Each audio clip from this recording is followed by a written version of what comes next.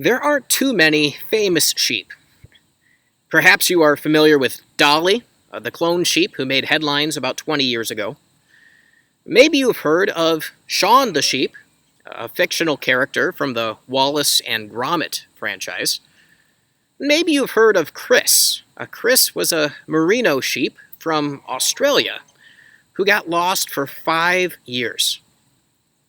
As a young lamb, Chris wandered away from his flock. Because sheep feed on grass and other foliage, he was able to find food. He even managed to avoid predators for a very long time. But eventually, Chris needed help. You see, sheep are social.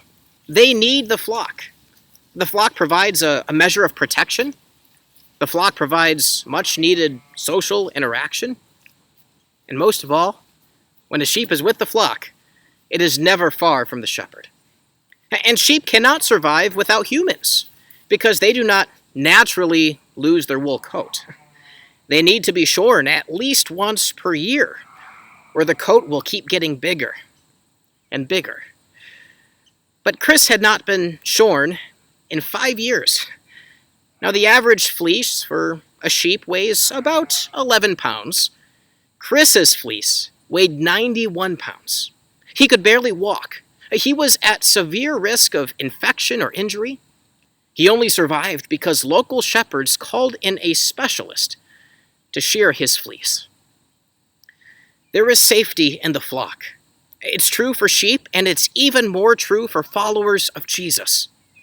Welcome back for the 4th and final session of our growth group series, One Flock, One Shepherd. We've been reading through Mark chapter 6 to see how Jesus provides for the needs of his sheep.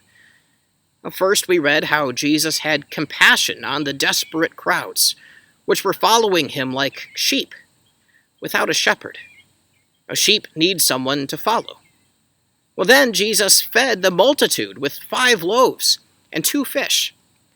Likewise, sheep need someone to lead them to green pastures so they can eat and be satisfied. Well, last time we read how Jesus walked on water and told his disciples to be not afraid. Sheep are fearful creatures who need someone to protect them. The sheep need their shepherd for so many reasons. But the sheep also need each other. They are herd animals who need their flock. Without it, they will not survive. Followers of Jesus need the flock as well. There is companionship and security and mutual encouragement in the flock.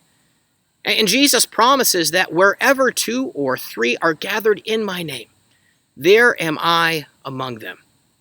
In the opening verses of Mark chapter 6, we see what happens when people don't want to be part of the flock of Jesus.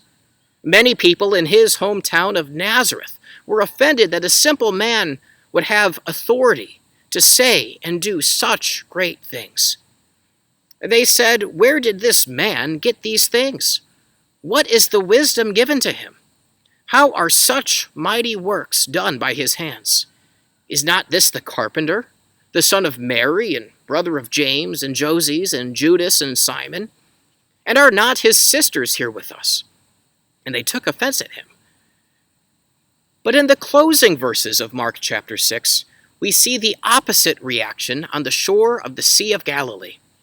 The crowds immediately recognize Jesus before he even says a word, and they bring him many sick people from all over the region.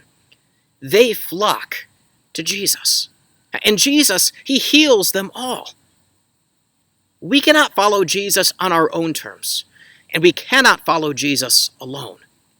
Jesus tells us he is gathering all of his sheep, so there will be one flock, one shepherd. We can't be a part of another flock and follow Jesus, and we can't be separated from the flock and follow Jesus either. But here's the good news.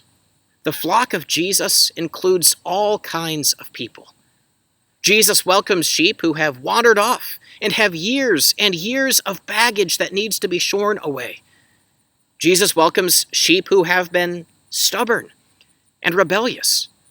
Jesus welcomes sheep who tried to follow Jesus on their own and ended up lost and confused. Jesus welcomes sheep who are hungry, desperate, and sorely lacking rest. And Jesus is able to find lost sheep and bring them home. Now, maybe you've been a lost sheep before. Maybe you know someone who is still lost. You don't have to wait for the perfect moment. Remember, we're talking about sheep. We're talking about imperfect, vulnerable creatures like you and me. But with Jesus as the Good Shepherd, there is one flock, and the members of that flock are a source of profound encouragement to each other through the best and through the very worst of what life has to offer. Now, I hope your growth group has been a source of encouragement for you. By participating in this study, you are living within the flock. So I'd encourage you to keep it up. Stay connected to your growth group. Perhaps you can join a Bible study during the week.